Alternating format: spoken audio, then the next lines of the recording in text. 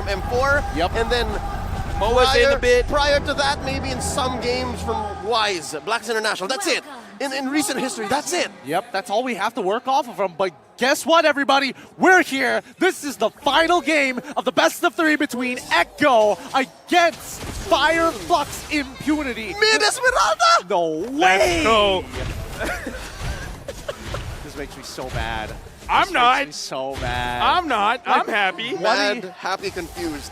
Like, what are you hoping to achieve? You're just gonna get farmed in the mid lane. And Don't achieve anything then. I mean, look at this. Look at how they're gonna contest. No, I mean, like, if you can't achieve anything, then don't. You know, just wait for your friends to do something. Right now, Lunar is getting harassed quite a little bit, but so far, surviving quite well. They're delaying Kyura's purple here. This is so difficult. Not much Apex 47 can do as well. They pull it into the bush, taking it out of the vision of Echo. Alien here losing this duel. It's so hard to achieve anything, as you guys said. Yeah. I mean, this early game is not going to go in favor of Fireflux, and I think that's very obvious, but the question is, what are they going to do towards the mid and especially towards the later stages of the game? I am ready to be surprised. I'm ready to be proven wrong, and more importantly, the Turkish Delight, they've got a couple of weird flavors here. I'm not going to lie, it's not for everybody. Right now, looking at the items, especially at the goal laners, neither of them are building steel lick plates. They really just want to get their damage as fast as possible. So I'm kind of feeling if any kind of attention has been brought to the gold lane, someone should die. Something I'm looking forward to. I think it's going to be a standard early game here. Both sides not making any mistakes. They're playing very traditional pathing. They're going to make their way down towards the bottom half of the map and maybe make something happen. But even then, level 4 hasn't been achieved by either Lunar or even Apex. Oh, Yaoi here spots Kyura trying to commit. Grand Theft Purple does get it, and here's the DJ, but not much of a follow-through. Here comes Sanford and Sanji. The flicker on forward. Caudizi gets the turtle, giving some shields over. Kyura barely survives. Got first blood by Sanford. That's already one down. Lunar barely gets away. Can Benny Cutie take to the skies? The answer gonna be no. Sunshine does push them away. That'll be just one casualty from FIMP. Right now, I kind of feel like it's still fine because what they want to do is trying to get to the late game, and now they just don't want Lunar to go home. They're sending him home, but in a different way. That's so brutal. That's so brutal. The passive from Kaja into the first skill coming in from Benny QT. And now even Carl Atizi trying to invade this time. It's on Kyura. He did use his retribution. I see. It just didn't show. The status didn't show. Yeah, that's so funny. So funny. It's so messy. It really is. It's going to be quite a brawl for a majority of this game. I just... Divine Judgment on Apex 47 might be forced to use the Cult Altar soon. And there it is, RWM keeping them cordoned in. They pop the extra life. Apex 47 gonna go down here. Benny Cutie gets the kill, takes to the skies. Sunshine survives. Here comes Lunar with a falling star moon. Less than half health for all members of Echo up top, but there's not much they can do. Considering how last game we saw the Phobias go for a full damage build, is this the same case? Oh, Black Dragon form!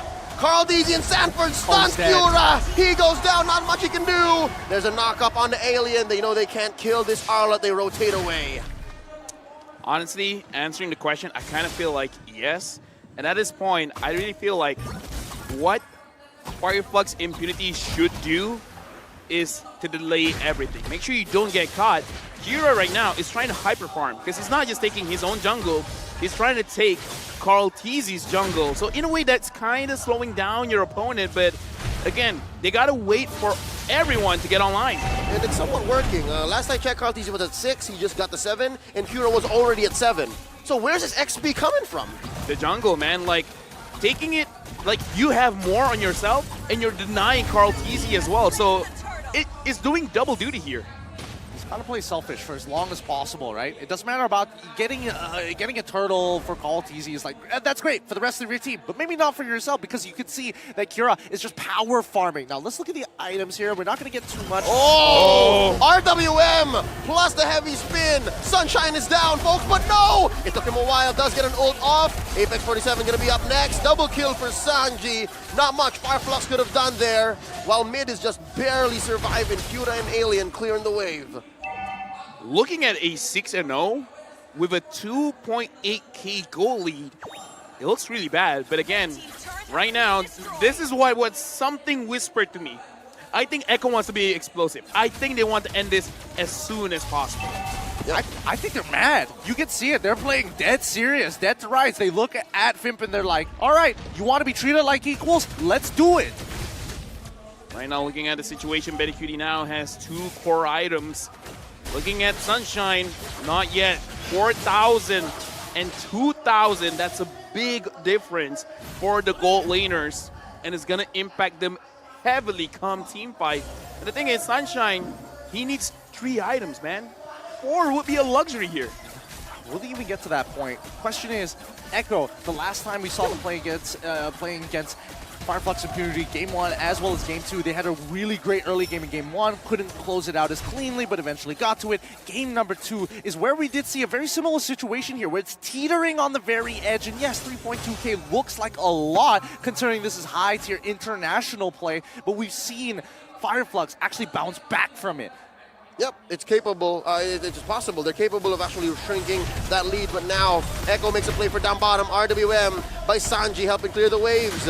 Given vision over way deep behind that tier 1 as Karlteezy attempts grant that purple. Go for a heavy spin, pinning Cura down. Where'd the purple buff go? Here comes Sanford from the west, popping that Cult Altar early. Apex 47 forced into a compromised position. Look at all the damage. Down goes Cura. Sanford gets 1. The Apex Predator smells blood.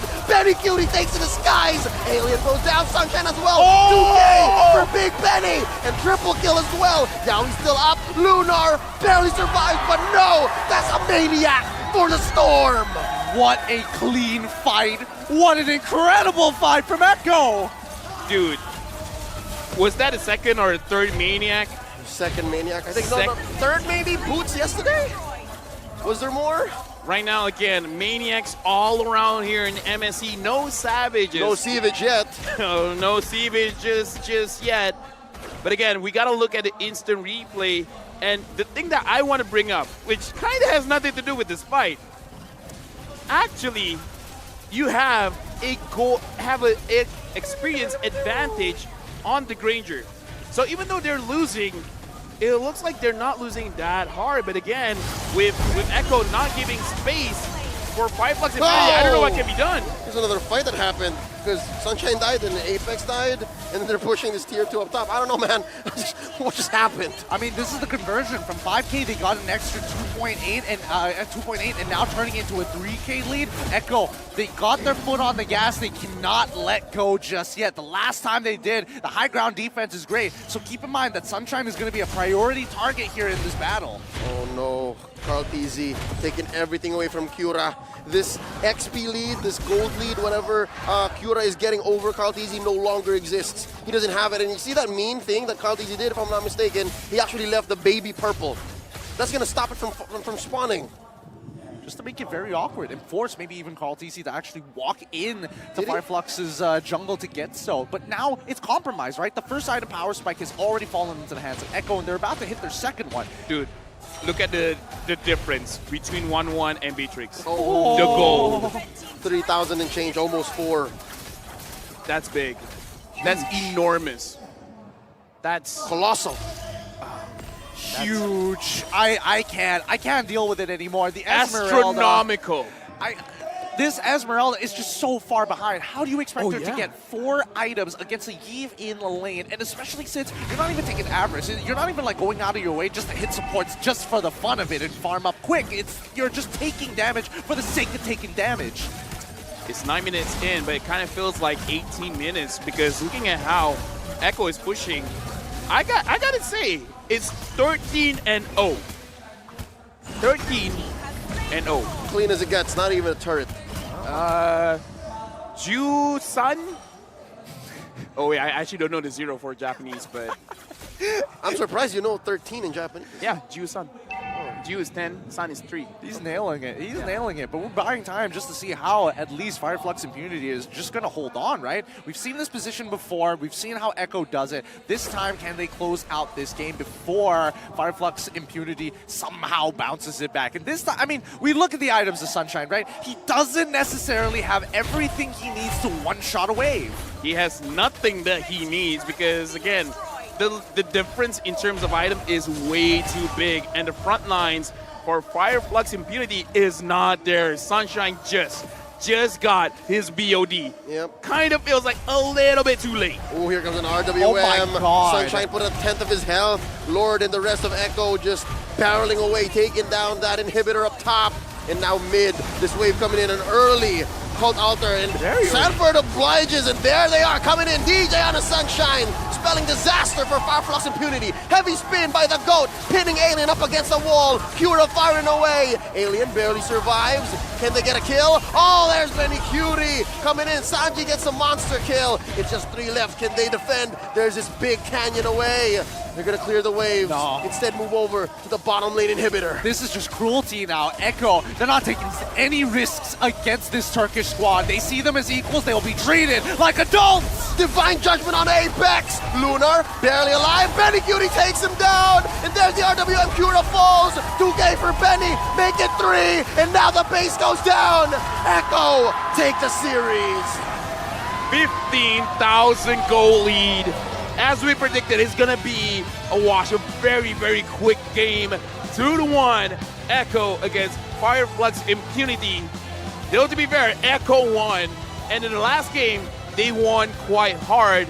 But the thing is, now, we said before the game, if Fireflux Impunity could get one game, that's still an amazing feat. Yep, they cheesed it out with the draft.